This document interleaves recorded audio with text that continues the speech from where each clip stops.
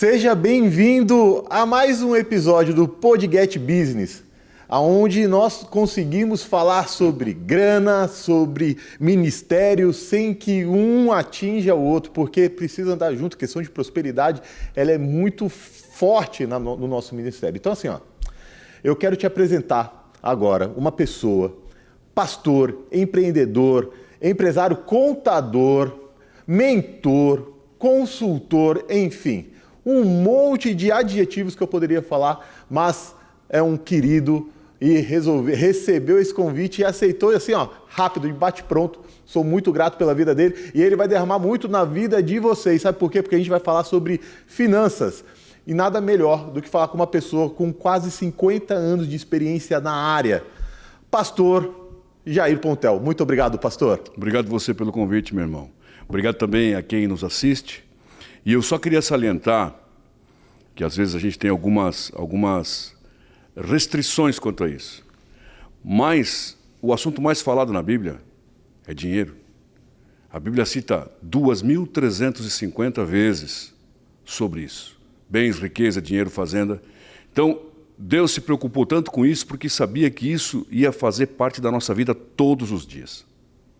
A gente não se atenta porque a gente pensa que a Bíblia é apenas um livro religioso, mas não é. A Bíblia é um guia, inclusive financeiro.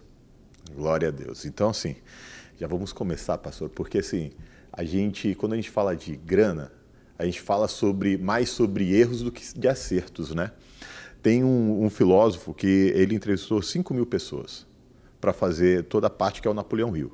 Dessas 5.000 pessoas, ele falou com 4.500 pessoas que quebraram e com 500 pessoas que deram certo. Olha só, então ele falou com mais pessoas que deram errado do que deram certo.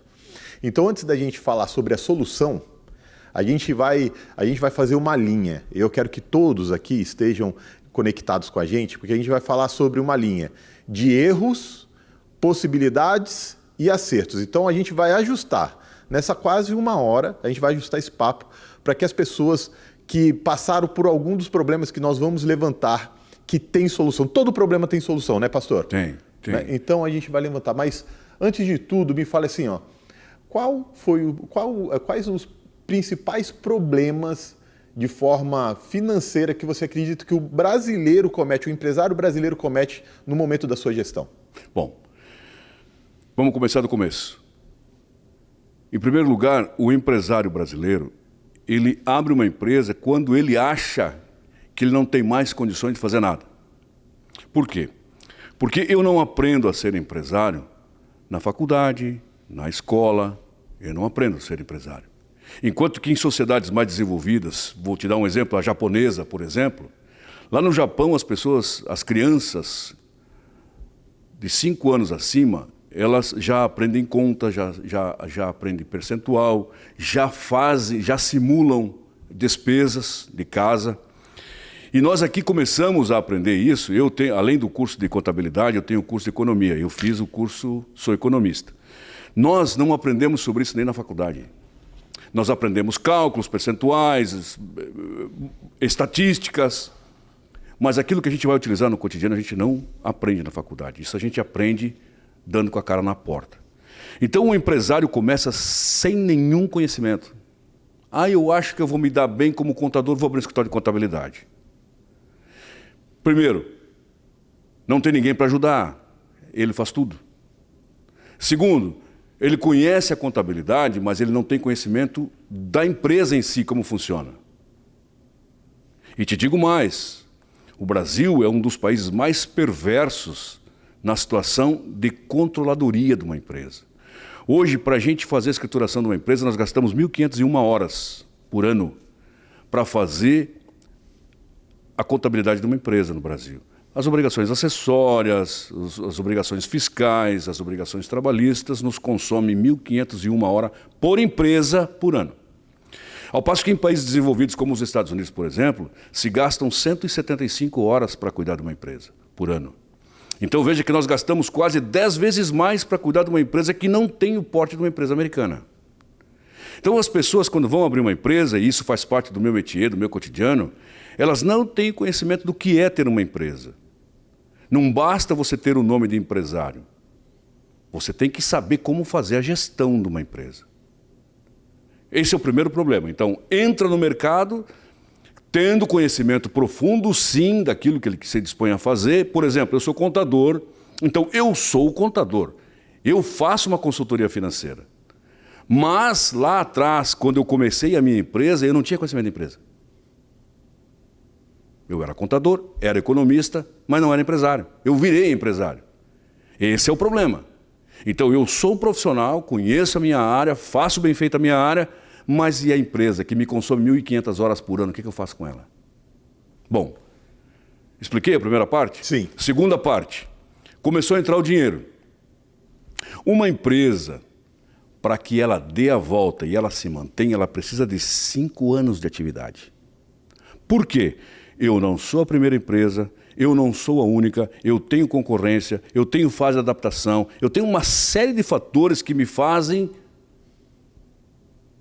passar o tempo para eu entender o que é ser empresário. Então são 5 anos.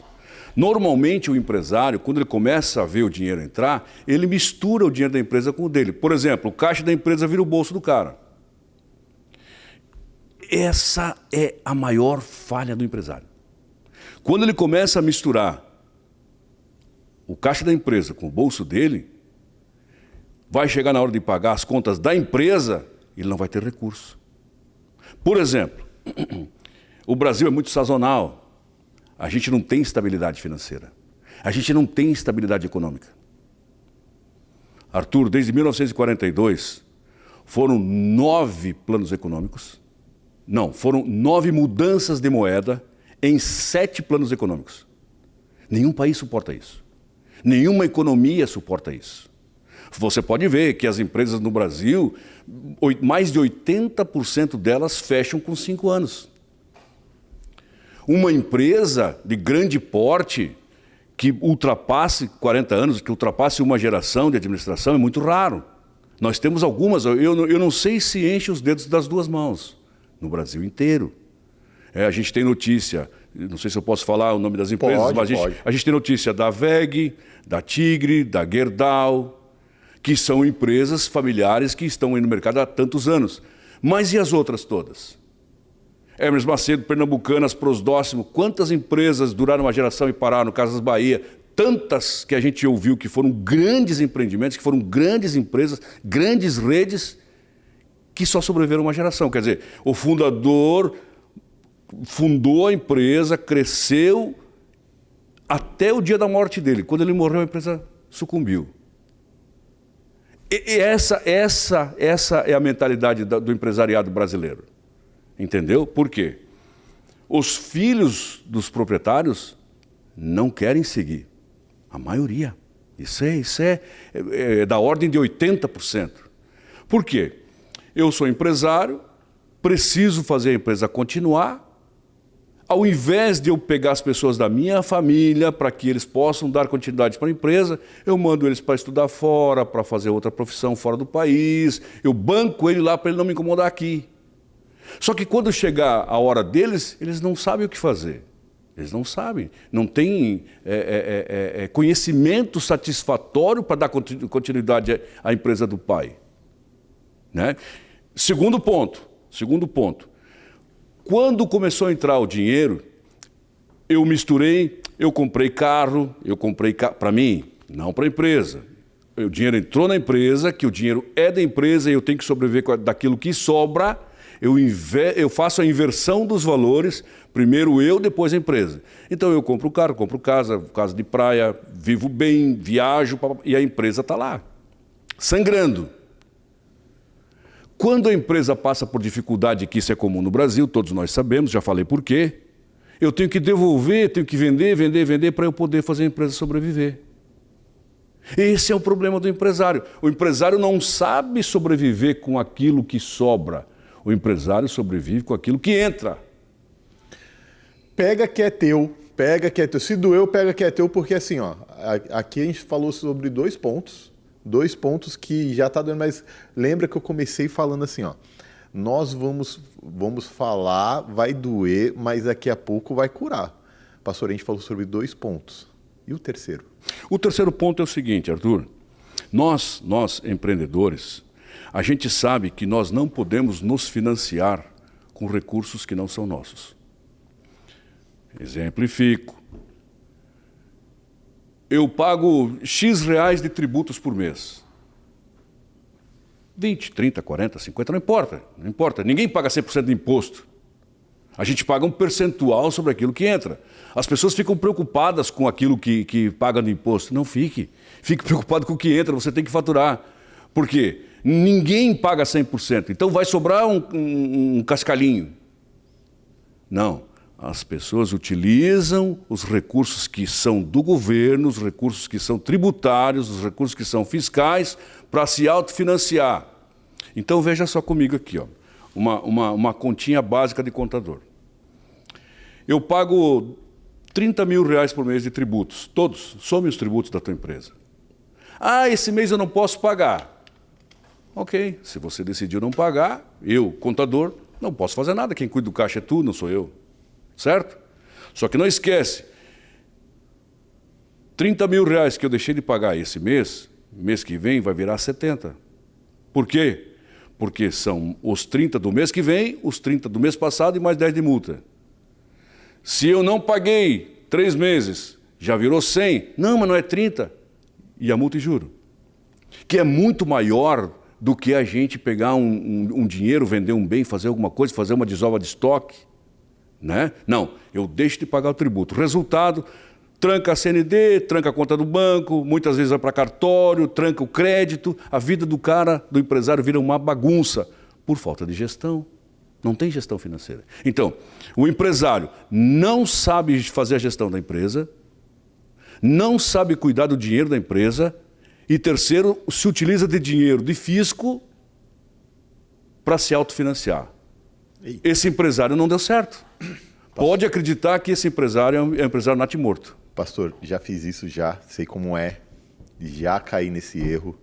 Eu tenho certeza que quem já cresceu, porque quando a gente fala com o pessoal aqui, tem pessoas que estão pensando em empreender e já vai sair já na frente de muitas pessoas como eu, que, não vou pagar esse mês, vou pagar mês que vem. Já fiz isso, mas assim, já ajustei também. Esse dinheiro que paga de imposto, eu nem olho, ele não existe na nossa conta, não existe. É um negócio que já chega e já fica na conta que a gente nem sabe que ele existe. Então, é um negócio, assim, meu sócio é muito mais controlado do que eu. E é uma das coisas que quem está trabalhando, quem está empreendendo e tem a oportunidade de ter um sócio ou ter pessoas trabalhando com ele, de saber as competências. A minha competência com gestão financeira, ela é péssima. Então, eu prefiro deixar para o meu sócio e eu toco aqui parte comercial, eu faço, então, muitas coisas a gente vai ver que, poxa, eu não tenho essa habilidade. Tem alguém que tem? Tem, então coloca. Não tem, então aprende. É isso aí. Porque enquanto eu não tinha sócio, eu tive que aprender. E eu aprendi na dor. As pessoas aqui vão poder aprender no amor, recebendo uma palavra de um cara bonito como o senhor.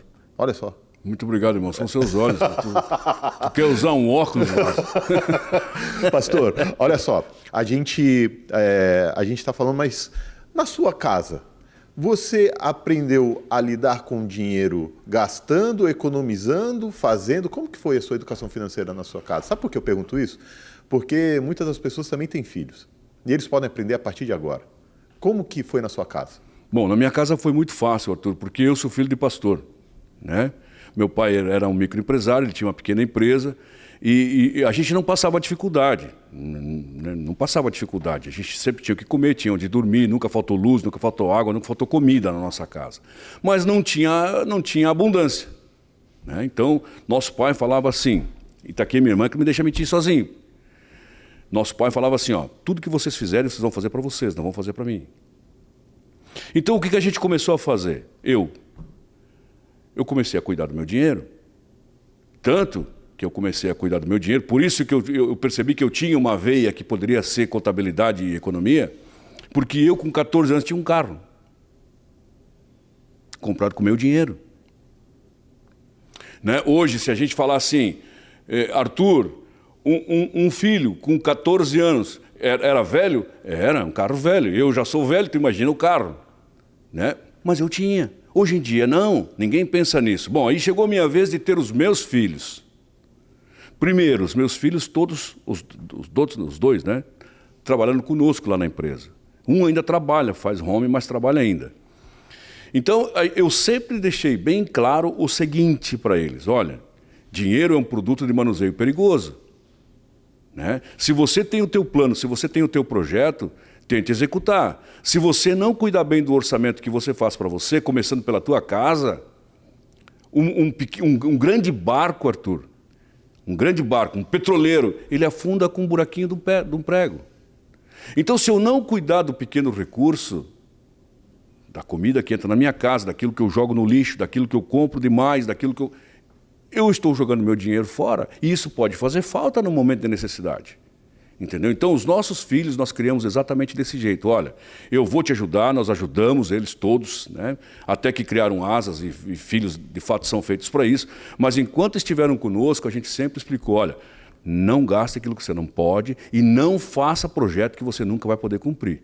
Então, graças a Deus, Gabriela, ela é fotógrafa, tem se dado muito bem, graças a Deus, que está ganhando mais do que eu, filha. Vamos ver se tu reparte esse trocadinho comigo aí, cara. Hein? Vitor é psicólogo, também tem um bom plantel de pacientes, graças a Deus também sobrevive, todo mundo tem a sua casa, todo mundo tem o seu carrinho, nunca ouvi histórico de que eles ficaram devendo alguma coisa para alguém, nunca ninguém foi na nossa casa cobrar nada. Então, o que eu penso? E essa é uma questão que tem que nascer de casa, Arthur. Tem que nascer de casa. Porque assim, se a gente sabe que nós não temos para quem quer dinheiro, a gente tem que cuidar do pouco que entra. E eu nunca falo nem para os meus clientes hoje, nem em consultoria, é o seguinte: não é quanto você ganha, é quanto você gasta. Calma aí, então, calma aí, fala de novo assim. O problema não é o quanto você ganha. Sim. O problema, gente, não é quanto eu ganho. Eu posso ganhar 1.000, 2.000, 5.000, 50.000, 100.000, 300.000. Eu sempre vou achar um jeito de gastar esse dinheiro. Agora, eu preciso que você tenha em mente o seguinte: é quanto eu gasto. Eu preciso fazer um orçamento daquilo que eu ganho para eu gastar o quanto eu posso pagar. Arthur, nós somos cristãos. Então é o seguinte: o dinheiro entra, graças a Deus que a gente não tem necessidade, né? Está sobrando? Não está sobrando, mas a gente tem vivido e isso é importante. Então, o dinheiro que sobra para mim, eu sou cristão, separo o meu dízimo e do resto eu pago as minhas contas. Só que eu nunca gasto 100% daquilo que sobra. Eu sempre tenho uma beirinha guardada. Então, se você falar assim: a tua empresa ficou 2 meses sem faturamento, eu tenho dinheiro para bancar a minha empresa nesses 2 meses. Eu tenho recurso para isso, né? Então, os grandes economistas dizem o seguinte, que para a empresa se dar bem, ela tem que ter um caixa de, no mínimo, 6 vezes o faturamento. 6 vezes.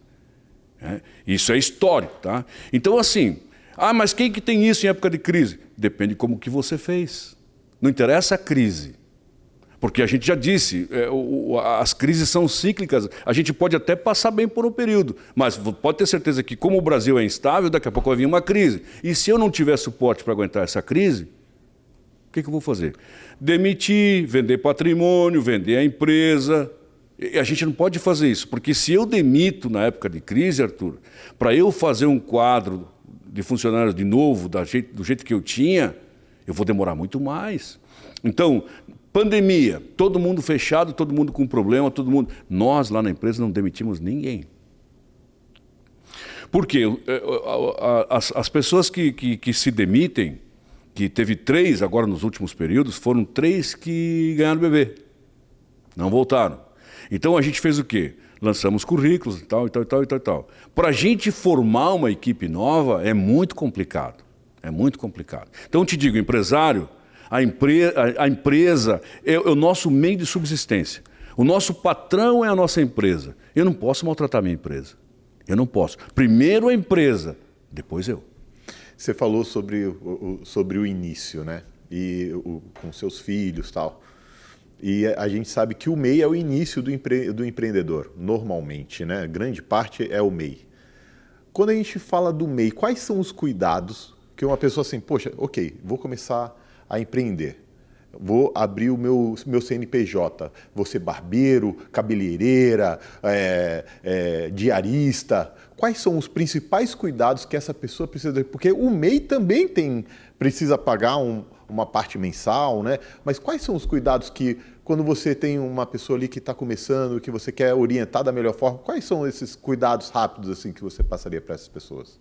Bom, a pessoa chega em nós, eu sou barbeiro, cabeleireiro, doceiro, qualquer coisa, e não importa, todas as atividades são dignas. Hoje não tem uma profissão que não seja digna. O que seria de nós se não fosse o lixeiro? Sim. Todas são dignas. Então, assim, só que sempre que a gente tem uma empresa, um carro, uma casa, qualquer bem, ele precisa de manutenção. Eu comprei um carro, mas você vai ter que abastecer, você vai ter que fazer revisão, você vai ter que pagar o licenciamento, vai ter que pagar o IPVA. São coisas que a gente precisa fazer. Com uma empresa, Arthur, é a mesma coisa, não importa o porte. Pode ser uma MEI, pode ser uma SA. Respeitadas as devidas proporções, as obrigações acessórias são parecidas, né? Nós temos MEI lá no escritório que chegam a nós, que ele abriu o MEI quando foi iniciado essa estrutura empresarial e nunca fez uma declaração, nunca pagou uma taxa, nunca pagou um imposto. Gente, mas...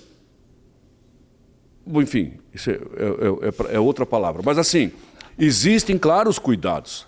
Existe o pagamento da guia todos os meses, existe a confecção da declaração uma vez por ano. Bom, o MEI, quando vai fazer um trabalho, ele está desobrigado da emissão de nota fiscal. Ele só emite a nota fiscal quando o cliente dele pede. Mas, se eu quiser fazer um controle da minha empresa, se eu quiser saber quanto entra e quanto sai, eu preciso emitir a nota, não me custa nada. Ela tem um limite, né, que hoje, infelizmente, é ínfimo, é R$81 mil por ano, dá R$6.750 por mês. Eu sei que isso não é um grande valor, né, que estava previsto para aumentar isso aí? A partir de janeiro de 27 vai passar para 110 mil. 110 mil, que também é pouco. Infelizmente. Então, existem alguns cuidados? Sim, pequenos cuidados. O MEI é quase nada em vista de uma outra empresa, sabe? Mas, infelizmente, tem empresário que não faz nem esse mínimo.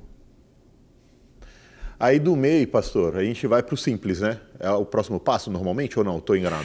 Então, até bem pouco tempo, Arthur, era separado, né? MEI, ME, EPP, presumido e real. Eram 5 enquadramentos que a gente tinha, né? Hoje não tem mais, então o ME e o EPP deixaram de existir, essa nomenclatura não existe mais e hoje é super simples. Então, assim, quando que eu percebo que eu tenho que sair do MEI? Pelo faturamento. Né? Então, assim... É sempre pelo faturamento? Normalmente é, mas às vezes pode ocorrer também pela atividade. Enquanto eu era MEI, eu era cabeleireiro, mas depois eu me formei em contabilidade, eu já não posso mais ser MEI. É vetado. Então, todos os serviços regularmente habilitados, médico, dentista, advogado, engenheiro, contador, economista, todos esses não podem ser corretor MEI. De imóveis. Corretor de imóveis. Todos esses que são legalmente habilitados, todos que precisam de um registro oficial, não podem ser MEI. Entendi. Isso eu não sabia. Porque eu sabia que precisava isso, aquilo, mas eu não sabia dessa regra. Ótimo. Quem tem registro, psicólogo, fisioterapeuta, todos os que precisam do registro não podem ser MEI. Entendi. Os outros todos que não têm nomenclatura assim, oficial, né?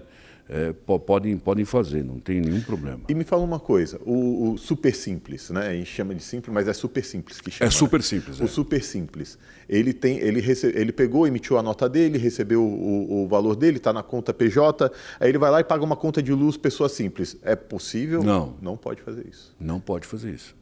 E qual que é o passo? Qual que é o passo que ele pode fazer? Arthur. O que ele pode fazer assim? Ó, vamos dar um exemplo. Que é pergunta que eu estou recebendo aqui. Fui lá, fiz uma venda, recebi a comissão, caiu na minha conta. Emiti a minha nota, está lá o valor na conta.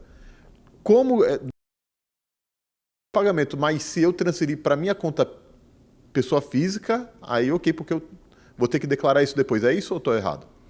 Não, está certo. É isso. É quase isso. Arthur. Quase isso. É quase isso. Ó, tá vendo? Não, até eu que achei que era assim, que eu ia tirar nota 10 aqui, já era. É quase isso. Veja só. Um CNPJ, ele não existe sem um CPF que controla ele. Porque um CNPJ por si só não existe. A minha empresa vai lá assinar um documento? Não, a empresa não vai. Vai o representante da empresa. A empresa, ela não tem identidade. Certo? Então, assim, eu sou super simples, emiti a nota. Apresentei a nota ao cliente, o cliente fez o pagamento da nota, esse dinheiro caiu na conta da PJ. Ah, mas eu vou sacar porque é meu. Não é teu, é da PJ. E eu não posso fazer o saque imediato desse dinheiro para minha conta, né? Porque você tem que trabalhar com um salário do empresário que chama Prolabore. Então, o teu salário enquanto empresário é o Prolabore. Você estipula um valor mensal que você vai utilizar para pagar a tua conta de luz, a tua conta de telefone, a tua gasolina, o teu mercado, e aí você faz um saque por mês da tua empresa e bota na conta da tua PF. Da PF você vai fazer os pagamentos da PF e da PJ você vai fazer os pagamentos da PJ. Não pode misturar o dinheiro, tá? Foi esse assunto que eu abri falando para você que o empresário mistura o caixa com o bolso dele. É nesse sentido, tá? Então assim, mas e o que sobrou de lucro? Bom, veja só, o que sobrou de lucro, empresário, você vai sacar no encerramento do balanço da tua empresa no DRE, demonstrativo de resultado do exercício. Deu lucro ou deu prejuízo? Deu lucro, saca que é teu. Deu prejuízo, devolve para a empresa porque você tirou demais. Agora, então tá bom. Então levantamos alguns problemas, levantamos algumas soluções, mas estamos com um empresário ali, pastor, que ele está com uma dificuldade na casa dele, mas a empresa dele está faturando bem, mas ele tem sócios.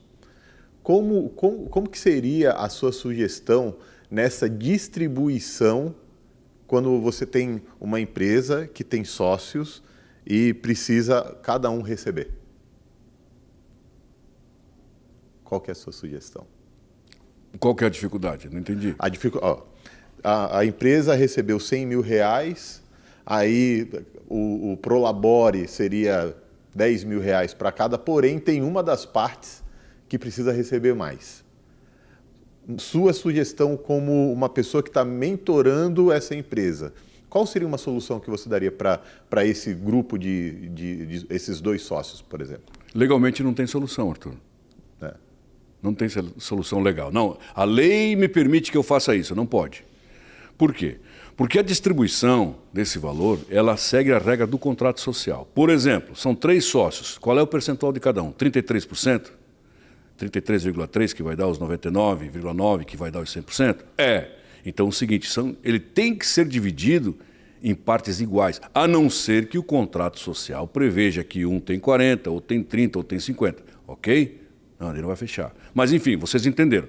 O que pode ser dividido é o percentual do contrato social. Bom, mas o cara precisa para uma emergência, para uma questão de saúde, uma questão de negócio, enfim, alguma coisa que aconteceu lá. Os sócios podem deliberar e fazer uma antecipação de um empréstimo para ele.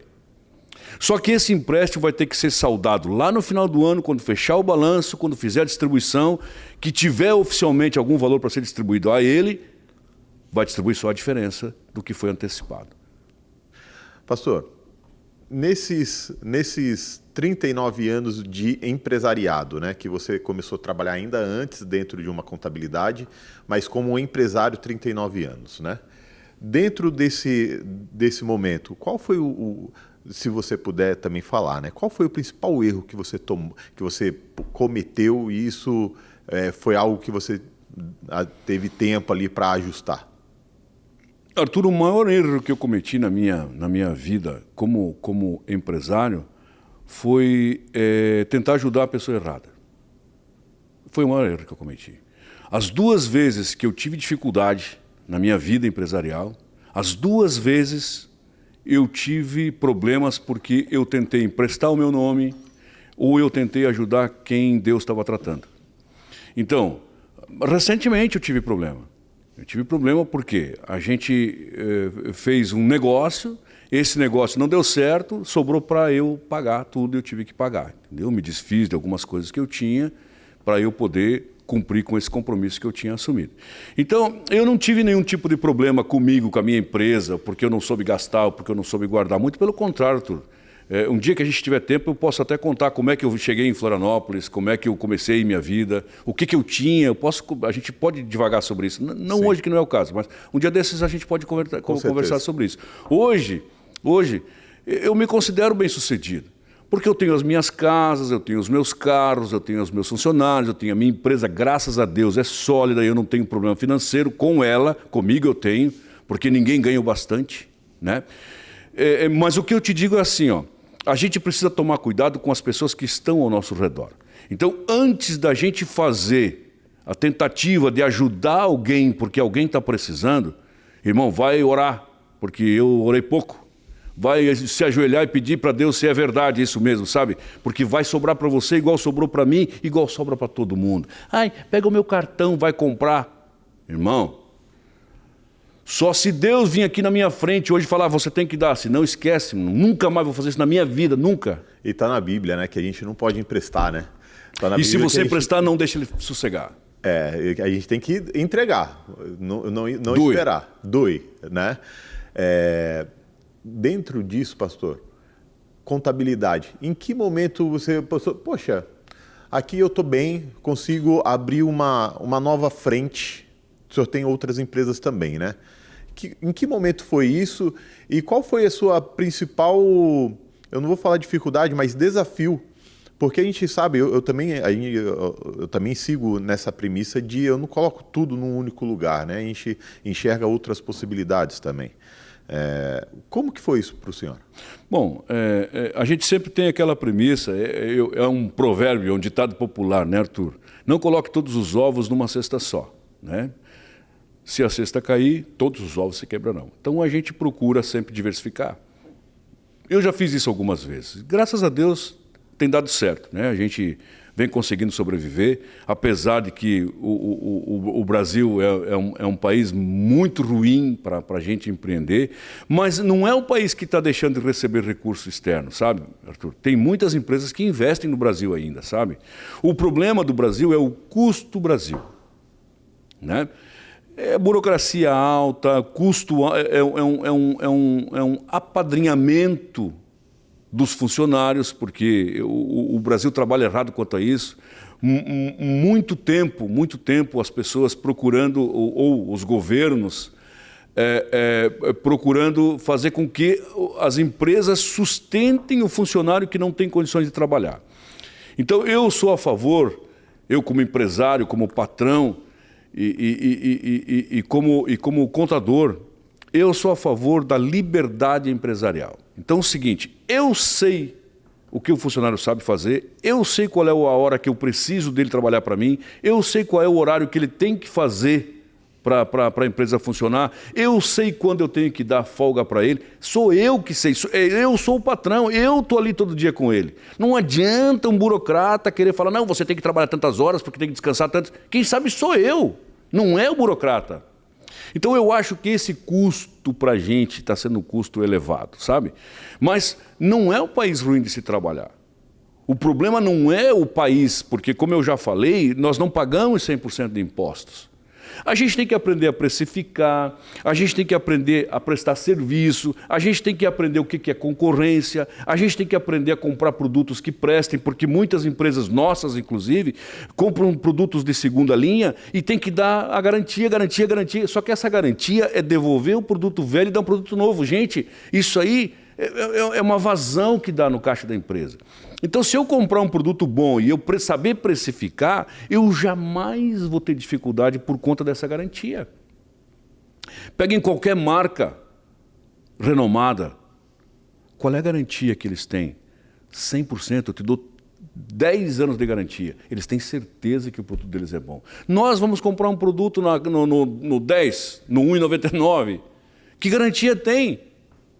Eles nem dão garantia, né? Então, assim, eu não estou dizendo que o problema sejamos nós, os empreendedores, mas eu estou dizendo que a gente precisa aprender que não é só ganhar. Nós temos o bônus, mas também temos o ônus. Então, se a gente puder pesar, nós vamos saber trabalhar. Porque o nosso serviço, Arthur, nós que somos prestadores de serviço, e as minhas empresas são todas prestadoras de serviço, a gente tem que aprender a precificar. Ah, mas a concorrência... Gente, se nós formos cuidar da concorrência, a gente não vai trabalhar. Não é? A gente não descobriu a América, nós não somos Colombo, nós não descobrimos o ovo. A concorrência, ela existe mesmo. Né? Agora, quem que se sobressai? Quem presta o melhor serviço. Se a gente, assim, percebe-se que você tomou boas decisões. Isso, eu que te conheço, sei que você tomou boas decisões, tem empresas sólidas. Entendendo isso, tem normalmente um prompt, que quando a gente coloca no chat GPT pedindo, numa inteligência artificial pedindo alguma coisa, eu falo assim para o chat: me explique como se eu tivesse 10 anos, o que é isso? Então, pastor... me explique como se eu tivesse 10 anos, qual foi a melhor decisão que você tomou e que você toma até hoje para que suas empresas prosperem? Decisão. Assim, ó, ninguém sabe, Arthur, de antemão se a empresa vai dar certo ou vai dar errado. Nós não temos garantia de nada. Agora, a gente tem que ser incisivo nas nossas decisões e a gente tem que ir até o fim. Entendeu? Por exemplo, ninguém abre uma empresa do nada. Isso é forte, pastor. É forte? Poxa, isso aqui ó, me deu um soco na barriga. Sabe por quê? Eu vou deixar você complementar, mas me bateu aqui. Porque assim, ó, eu já vi muitas pessoas começarem em diversos ramos, não só no mercado imobiliário, mas em diversos ramos. E a qualquer vento bate, a pessoa muda. Plano B, e vai para o plano B. E depois plano C, plano D. E a pessoa fica uma vida toda procurando a melhor oportunidade, procurando a bala de prata, procurando ganhar num sorteio da vida. Só que ela não coloca essa energia necessária. Ah, não deu certo. Não, é que ainda não é o tempo, mas eu vou colocar 100% e no outro dia eu vou acordar, vou limpar o meu rosto e vou de novo. Ah, caiu. No outro dia eu vou limpar a sujeira que ficou no meu joelho e eu vou de novo. Poxa, você falou um negócio assim que deu... Mas eu sou da opinião do senhor também. A coroa será dada àquele que perseverar até o fim. Então é o seguinte, meu irmão, olha só. Deus nos deu um talento, certo? Então esse talento, eu tenho que fazer ele florescer. Imagina só, Arthur, assim, ó, eu sou contador, comecei com 13 anos, certo?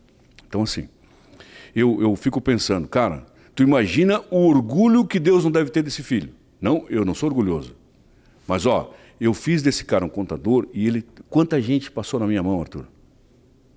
Quanta gente eu ajudo nas declarações de imposto de renda, eu ajudo na questão patrimonial, eu ajudo na questão financeira. Quanta gente. Olha só, eu poderia ter mudado. Eu poderia ter deixado, agora eu vou cuidar dessa empresa, eu vou trabalhar para lá, eu vou trabalhar para cá. Não, eu sou contador. Porque eu sinto no meu coração que não é por mim, é por Deus. Então é o seguinte, passei por dificuldade? Claro que passei, Arthur. Imagina, eu comecei em 87, em 88 já veio o plano Sarney. Um ano depois, eu ainda estava engatinhando. Que engatinhando? Eu estava me arrastando. Persevere. Persevere. Se foi Deus que te colocou ali, meu irmão, as dificuldades virão, como eu já disse, que nós passamos há bem pouco tempo uma. Como diria um gaúcho, que eu não sou, não está morto quem peleia. Então é o seguinte, a gente tem que se manter em pé.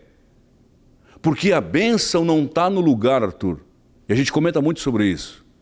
A bênção está em nós. Não, agora eu vou embora para não sei que país, porque lá, porque cá, porque não sei o que, Arthur. Aonde pisares a planta do seu pé, abençoado será. A bênção não está no lugar, está em você. Só que você tem que tomar uma decisão na tua vida, irmão. O que você quer ser? Que tipo de empresário você quer ser? Que tipo de profissional você quer ser? Ah, porque agora está ruim, agora você isso, você aquilo. Você nunca vai ser nada, irmão. Trabalhar e ter os funcionários que estão comigo e a gente ter uma empresa boa para trabalhar, Arthur. Perseverança. Porque quando eu cheguei em Florianópolis tinha 10 escritórios de contabilidade, hoje tem 1.000. Ou 2.000. E eu estou preocupado com isso? Não, eu estou preocupado com o meu trabalho. Eu falo para o meu pessoal, gente, olha só, nós precisamos fazer o nosso melhor. Nosso melhor. Qual é o nosso melhor? É isso, vamos fazer.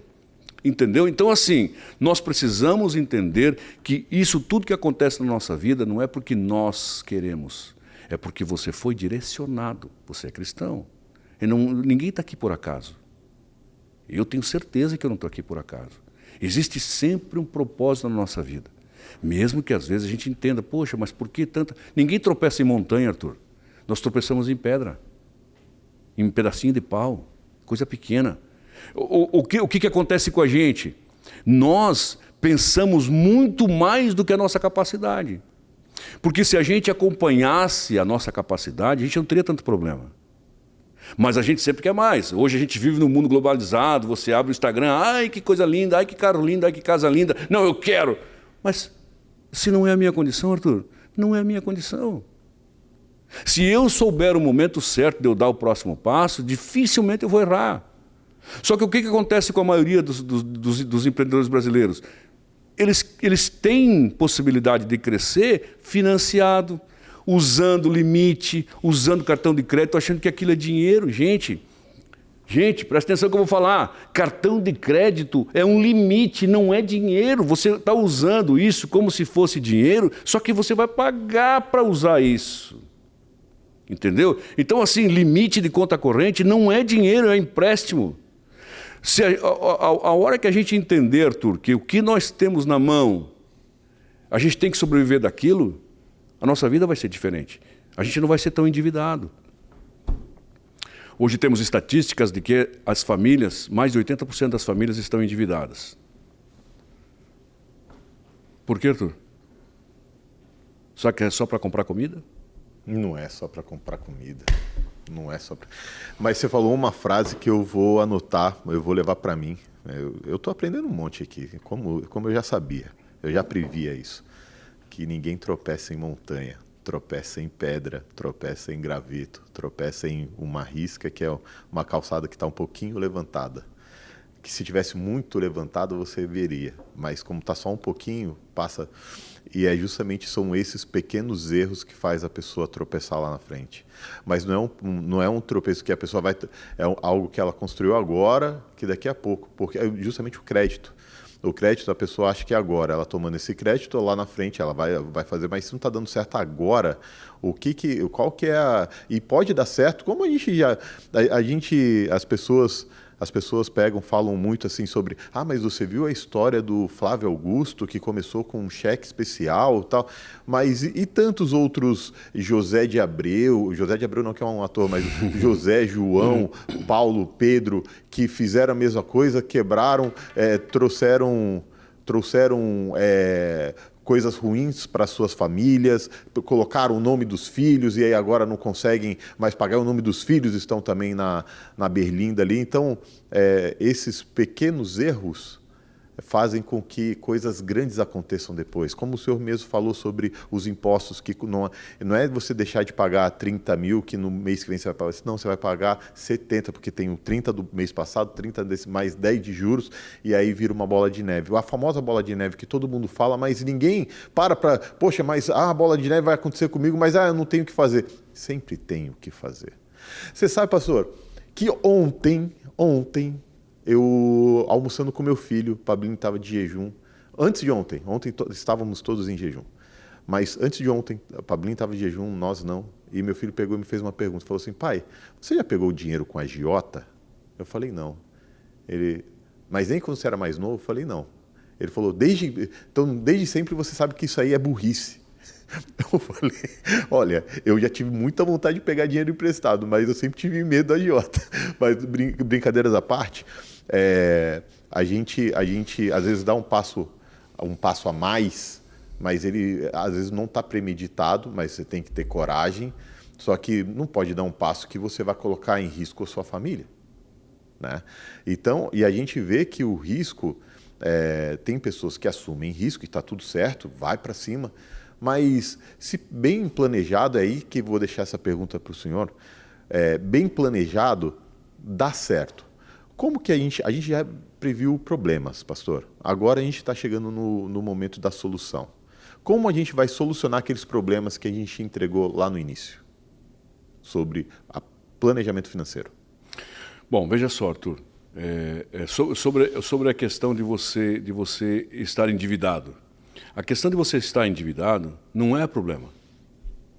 Porque você pode fazer uma dívida calculada. Muita gente se endivida para comprar um imóvel, muita gente se endivida para comprar um carro, muita gente se endivida para fazer um galpão para a empresa, muita gente se endivida para fazer um investimento na empresa, né? E isso é natural. Todos nós, eu também.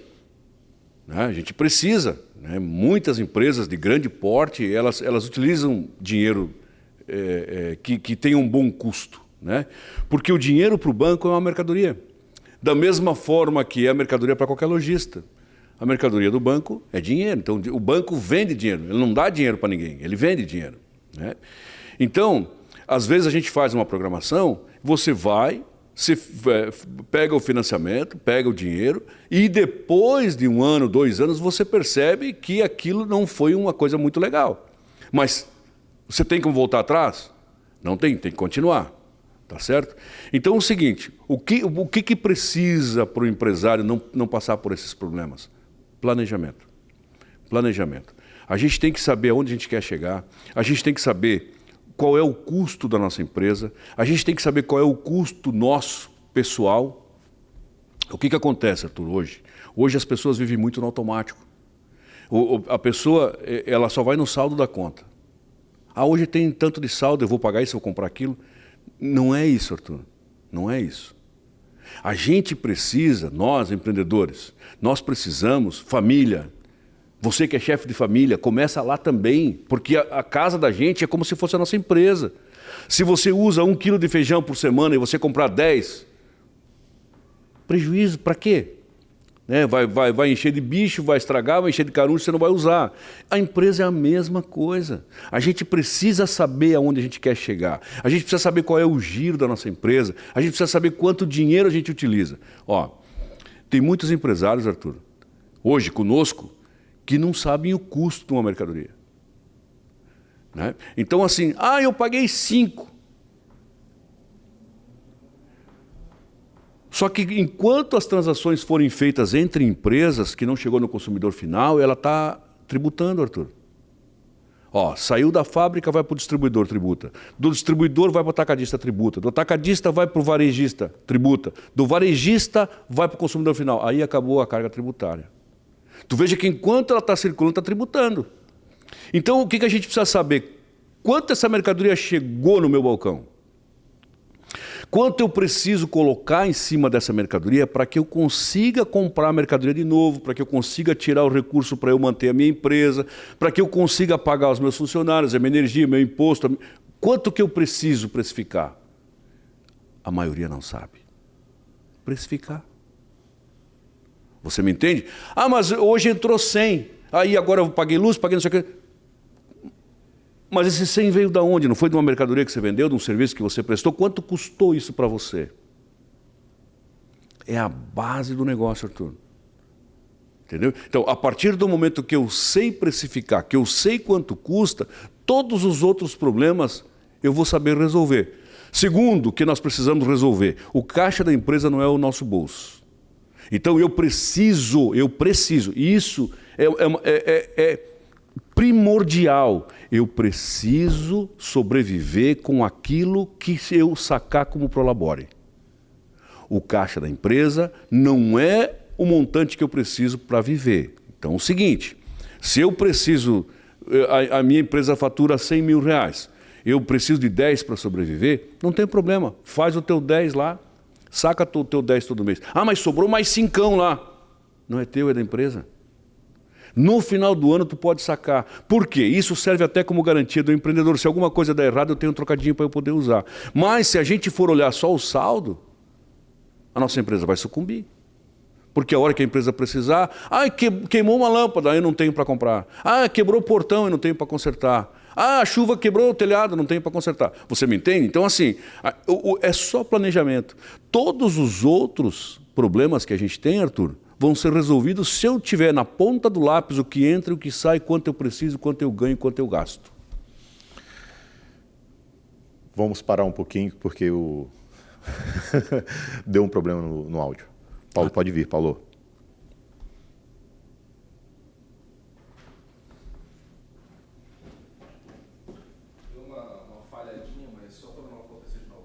Tá.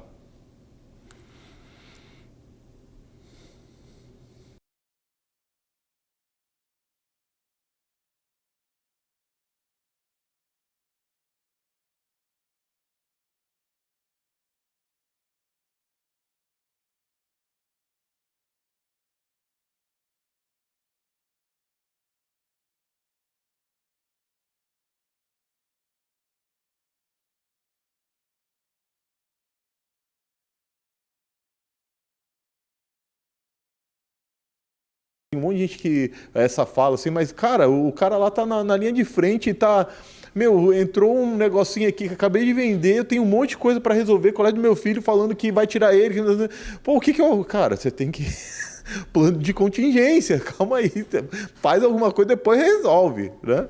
Arthur, a nossa empresa trabalha com prioridades. Entendeu? Então, assim, qual é a prioridade da minha empresa hoje? É vender? É captar cliente? É se manter? É manter os sócios? Porque os sócios sempre vão ter problema, Arthur. Agora, se a empresa tiver que resolver o problema dos sócios todos, ela não vai ter condições de sobrevivência. A empresa não existe para resolver o problema do sócio. Ok? Quem pode resolver o problema do sócio é o banco. E entendendo isso, pastor, a gente também tem justamente pessoas que começaram, precisam começar bem, precisam começar. Difícil, é como o senhor falou, iniciar uma empresa no Brasil não é fácil, mas é possível. A gente sabe que é possível. E para iniciar, posso continuar aqui? Tá. Não, esse papo aqui vai ser bom.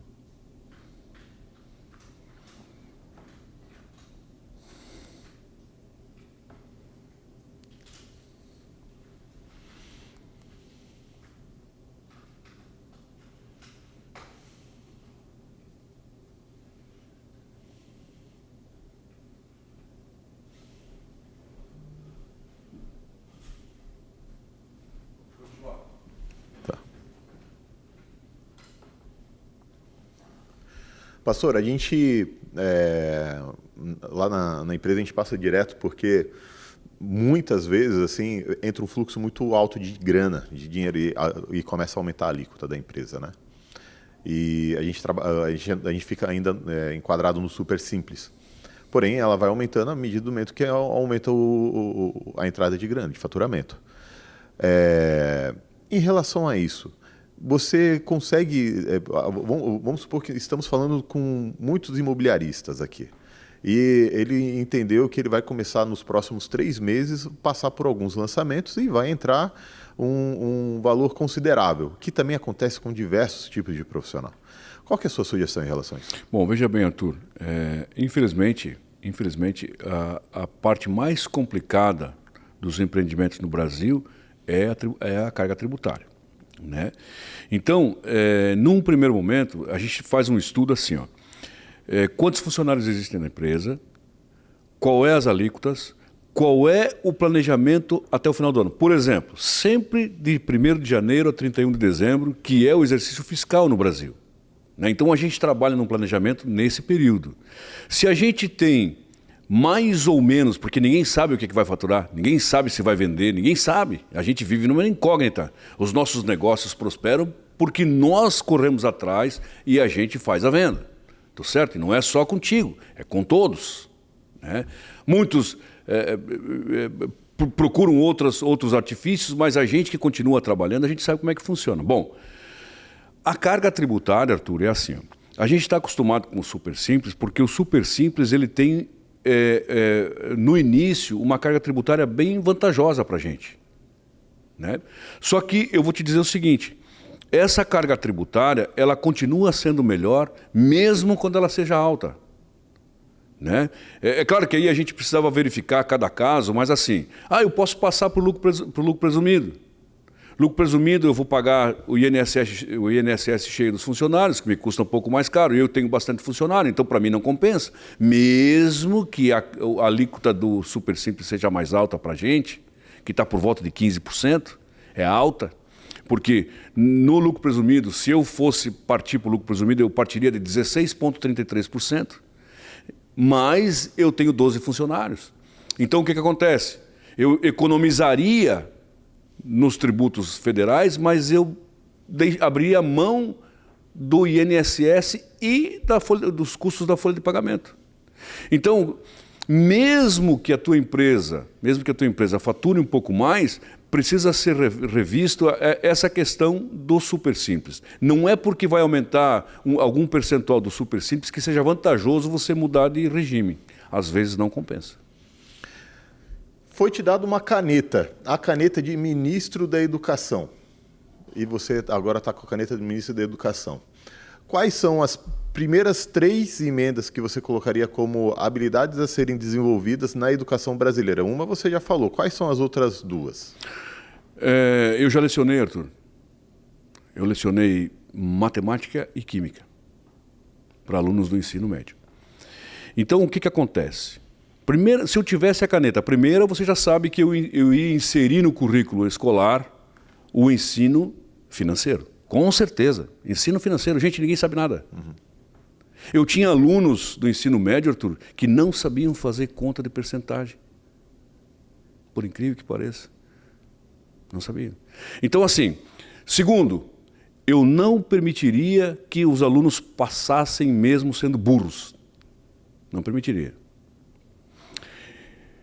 Nos conselhos de classe, e eu era regente da minha turma, nos conselhos de classe a gente sempre analisava o perfil do aluno. Por que ele não se deu bem em matemática? E eu tinha as 2 piores matérias. Por que ele não se deu bem em química? Eu sempre fui contra passar por passar. Porque, Arthur, olha só, eu me formei, eu tinha 21 anos de idade. Nunca fiquei em dependência, nunca fiquei devendo matéria, nunca reprovei um ano, nunca. Inclusive, eu ganhei alguns prêmios de melhor aluno, né? Da primeira à 8ª série, a minha pior nota era 10. Eu nunca tirei menos que 10, da primeira à 8ª série, que naquela época não tinha o 9º ano, era só até o 8º. Então eu era um estudante dedicado, eu gostava de estudar, sabe? Só que era uma cultura, nossa mãe era professora e ela exigia que a gente fizesse desse jeito, a gente fazia e a gente se deu bem, graças a Deus, não é? Então assim, hoje é muito apadrinhado, Arthur. Então é o seguinte, Arthur, tu quer passar, tu vai estudar, irmãozinho, senão tu não vai passar. Tu vai ficar 50 anos na 8ª série, na 9ª série. Então, primeiro, eu ensinaria economia. Segundo, não tem essa de passar porque eu acho você bonitinho. Não tem essa. Terceiro, a escola tinha que ser rígida, Arthur. E a gente não precisa ter medo dos alunos. Hoje nós temos medo dos alunos. Entendeu? Então, assim, os alunos têm que ser submissos, porque o professor, Arthur, ele forma todas as outras profissões. Ele forma o médico, ele forma o contador, ele forma o engenheiro, ele forma todas as outras. Por que o professor é tão maltratado, vamos dizer assim, pela legislação? Eu não quero saber do aluno, Arthur. Eu estou aqui, sou habilitado para eu ensiná-lo. Agora, eu não posso ter medo dele. Sabe que essa pergunta ela foi proposital porque, assim, a gente como eu sei que você é um líder, que você tem essa... E eu, como te conheço, a gente entendendo de perfil psicológico, você é dominante. Então, assim, ó, isso aqui não é para fazer assim, isso aqui é para fazer assim. Entendendo isso, o empresário, o empreendedor que está ali com 1, 2, 3, 5, 10, 20, 100 funcionários, ele precisa saber que você falou sobre uma coisa também, decisão. Então, a parte financeira ela também é regida por decisões que você toma. E essa sua fala agora deu para perceber que é o sim, sim, não, não. É o que está na Bíblia, está ali, está escrito. Então, ou é assim ou não é. Se você não fizer assim, meu amigo, você está fora. Eu posso te falar que grande parte dos erros que eu cometi em parte de gestão de liderança é de passar uma comunicação. A comunicação não foi feita da forma que eu falei e eu falei, poxa. E eu entendi isso. Tive uma reunião há poucos dias que a gente pegou a faça assim. Aí uma pessoa falou assim, eu fiz assim. Eu falei, mas não foi assim que eu te pedi. Não foi assim o combinado. A gente foi muito claro e você, quando a gente passou, a gente não teve dúvida. Ninguém falou que teve dúvida. Então, a partir do momento que não tem dúvida, tem que ser feito da forma que foi falado. Então, eu comecei a aprender isso na dor. Sabe por que na dor? Porque quando você não vê o resultado que você espera, porque existe uma expectativa, né, do dia 1º de janeiro ao dia 31 de dezembro, existe uma expectativa de faturamento, né? Porque ninguém abre o CNPJ achando que não vai vender nada, né? Existe a expectativa, existe o que é previsível, o que aconteceu nos últimos anos, e existe a realidade. A partir do momento que você entende que a expectativa não foi atingida, já é um sinal amarelo.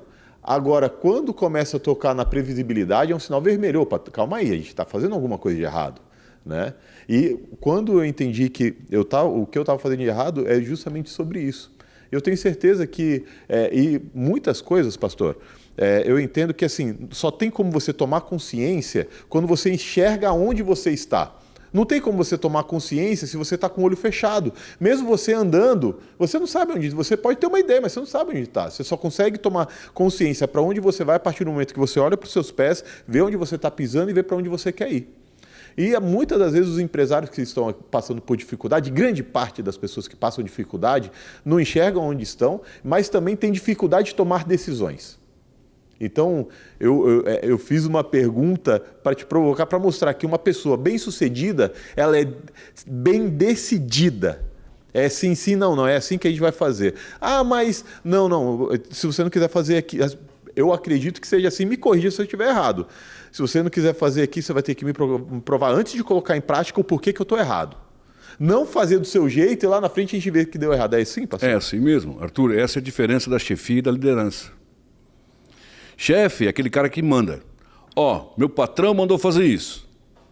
Agora, o líder é assim, nós vamos fazer desse jeito. Se você não concorda, pode pedir a tua conta, entendeu? Aqui nós trabalhamos assim.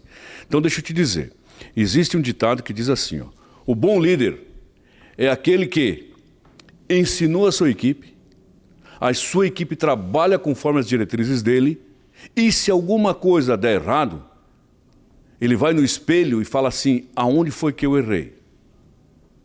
Quando a equipe dele chega num consenso, quando a equipe dele faz um bom trabalho, ele abre a janela e fala assim, gente, nós fizemos um bom trabalho. Esse é o verdadeiro líder. Quando erra, assume que errou, não bota a culpa em ninguém, e quando a equipe se dá bem, abre a janela e fala, equipe, parabéns, a gente fez um bom trabalho. Porque se a gente ficar na dependência, Arthur, da opinião de A ou de B, a gente nunca vai fazer um bom trabalho. Você me entende? Então assim, e nós que trabalhamos com exatas, você trabalha com venda, você mexe com dinheiro. Eu sou contador, eu mexo com a pior parte do ser humano, o bolso. Então você já imaginou se eu chegar, não, pois é, veja bem, eu acho. E não tem eu acho. É isso. Tem que ser assim. Você, empresário, se você não fizer o que tiver que ser feito, como é que você quer sucesso? Se você não tiver uma diretriz, se você não souber o que você está fazendo, empresário, você não vai ter sucesso. Porque o mercado cobra. Vem um concorrente teu e faz aquilo que você deveria fazer, você já era. E para você voltar a ocupar aquele espaço que tu estava usando, não é muito fácil. Tu mesmo sabe. Se a gente perder aquele cliente, ele não vai voltar mais. Ele vai se acostumar com o outro, do mesmo jeito que ficou com a gente. Então, assim, nós precisamos saber o que nós estamos fazendo para que a nossa empresa prospere. E esse é um fator determinante para a gente se dar bem. Os negócios estão indo bem no Brasil? Não estão. Mas não é só para mim ou só para você. É para o Brasil. Não é? Agora, não é por conta disso que eu vou deixar de fazer o que tiver que ser feito. Eu vou fazer, mesmo que a minha expectativa seja frustrada. Mas eu preciso fazer. É assim que tem que ser feito. A gente é muito acostumado ao jeitinho, Arthur. Pois é, não deu assim, mas eu vou fazer assado. Irmão, não é assim que funciona. E a coisa que mais me tira do sério, pastor, mais me tira do sério, é a pessoa que usa Deus como justificativa. Isso Deus não quis. Mas você vai... poxa, por que Deus não quis? Você começa a fazer pergunta. Não, foi você que fez errado. Foi você que não... Então, às vezes a pessoa, ao invés da pessoa se perguntar, pensar assim, Deus não quis, você está usando Deus como justificativa ou como direção? Porque você entregou sua vida, nós cristãos, a gente sabe que todas as decisões são pautadas na palavra de Deus. A partir do momento que você enxergou, você tem que... É isso que Deus colocou no meu coração, eu vou para cima, mesmo que entendendo que às vezes o coração é enganoso, mas se você entregou, se você está fazendo tudo certinho, Deus vai te dar a direção. Só que Deus não fica mudando de plano a toda hora. Tem gente que, os planos de Deus mudaram. Cara, será mesmo que mudaram? Mudou tão rápido assim? Deus se enganou? Você está falando que Deus se engana a cada um mês? Arthur, o problema é o seguinte. Deus, quando te dá uma direção, Ele já sabe o que tu vai fazer. Tanto que em Deuteronômio 8,18 vai dizer o seguinte: eu sou o Deus que te dou a força para você adquirir riqueza. Então é o seguinte, se Deus nos dá a força, Ele vai dar a força como deu a Abraão, como deu a Isaac, como deu a Jacó, como deu força a Moisés, que tinha dificuldade, todo mundo sabe. E aonde que ele chegou? José é outro exemplo. Eu não sei, Arthur, se eu e tu, se nós tivéssemos que passar por aquilo que José passou, eu não sei se a gente ia aguentar. Pelo que José, Daniel, Neemias, eu acho que eu não aguentaria. Mas, irmão, foi essa persistência que fez eles chegarem onde chegaram. Sim. E aí a gente tem uma dificuldadezinha, vou fechar, vou mudar, vou trocar, não quero. Não é assim. A gente tem que demonstrar que nós somos cristãos e que nós confiamos em um Deus que nos deu condição de a gente chegar onde a gente chegou. Entendeu? E aquilo que vai me tornar expert naquilo que eu faço é a minha persistência em continuar, mesmo que o ambiente não seja legal. Porque se eu só for em busca do ambiente legal, Arthur, eu nunca vou chegar no meu destino. Eu posso furar um pneu, pode ferver o motor, pode acontecer um monte de coisa, mas eu tenho que chegar no meu destino, não tenho? E as pessoas acham que não, que é tudo bom. Não, Arthur, a dificuldade vem. E a gente, empresário, quantas famílias estão sob meu controle? Você já imaginou se eu me deixar sucumbir por alguma situação? Não é só eu que vou ter dificuldade. Todas as pessoas que Deus confiou a mim também vão ter dificuldade. Apesar de que hoje a gente está só comendo migalha. Mas quem sabe a gente consegue mudar e as coisas começam a ficar diferentes para nós. Porque quando aumenta a fazenda, aumenta os que comem dela. Isso é a Bíblia. Então, se eu tenho condições, eu não vou guardar só para mim. Eu vou contratar mais gente, eu vou abrir mais frentes, eu vou aumentar a minha empresa. É o que a gente tem feito. Então, eu aumento contrato, boto gente para trabalhar. E não quero ganhar sozinho. Eu quero que todos nós ganhemos para que aquele bem comum lá na frente seja nosso, não meu.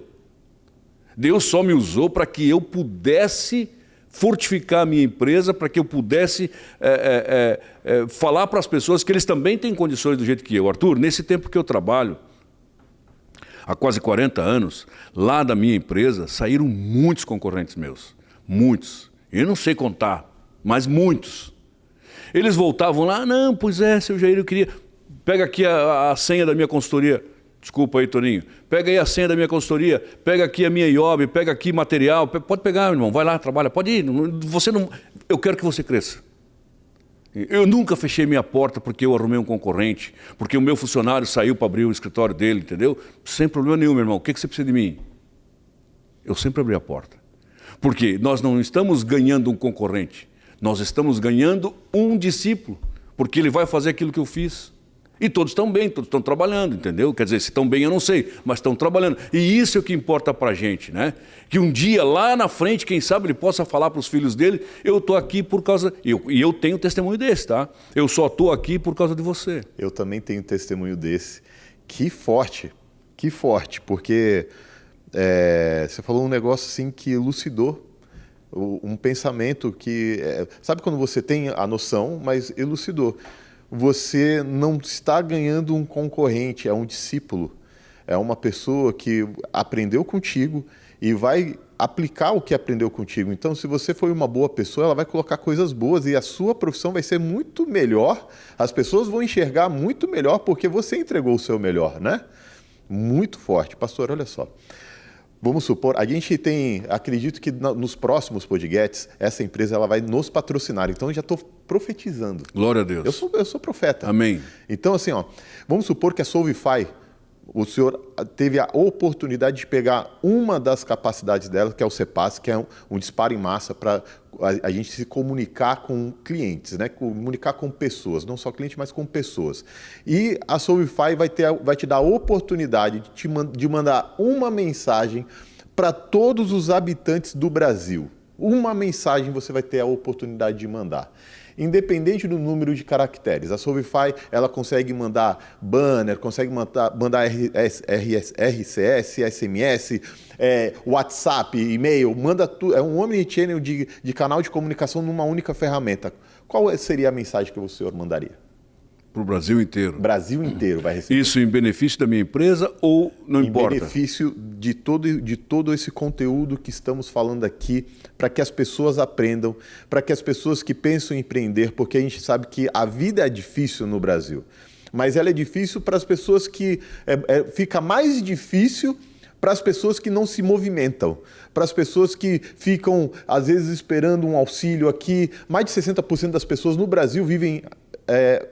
parte com o benefício que o governo entrega, 60%. 60% é um número muito grande. É muita gente. Então vamos supor que a gente vai ter a oportunidade para falar para uma pessoa que tem a oportunidade, que está no benefício, mas ela quer sair dessa escravidão. Por que benefício é uma escravidão? Na minha opinião, me desculpem quem está, mas é uma escravidão. Querem sair dessa escravidão e querem empreender. Querem mudar de vida, querem levar a prosperidade para a vida delas. O senhor tem uma possibilidade de mandar mensagem para todas as pessoas em virtude de tudo que a gente conversou. Difícil, Arthur? Difícil.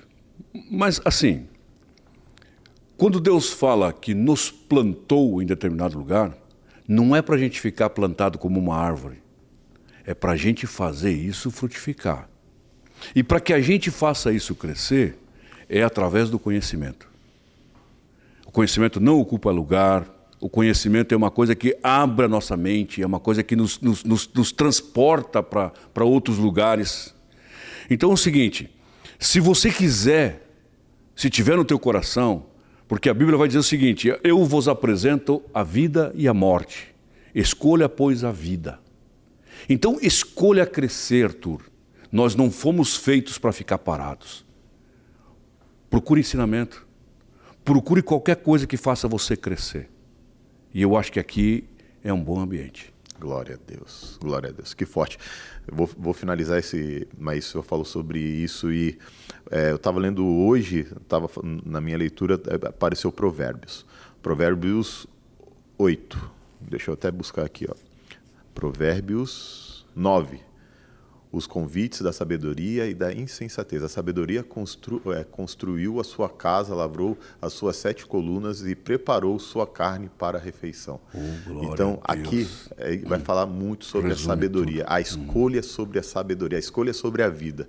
E a sabedoria, ela foi o primeiro advento de Deus. Porque antes de tudo, Deus era sábio. Então, a gente não buscar a sabedoria em fazer não as melhores coisas, mas as coisas que Deus colocou no seu coração, colocou como dom, como talento. Buscar a sabedoria, buscar o crescimento. É você não ficar como uma água parada. Então, poxa, que palavra forte. Última, para encerrar. Manda. Salomão, quando soube que ia assumir o reino, ficou com medo. Como todos nós, quando a gente vai galgar alguma coisa, a gente fica com medo. Será que vai dar certo? Será que eu sou capaz? Será que eu tenho conhecimento suficiente? Sabe o que ele pediu para Deus? Ele não pediu dinheiro, não pediu nada a não ser sabedoria. Deus, me dá sabedoria.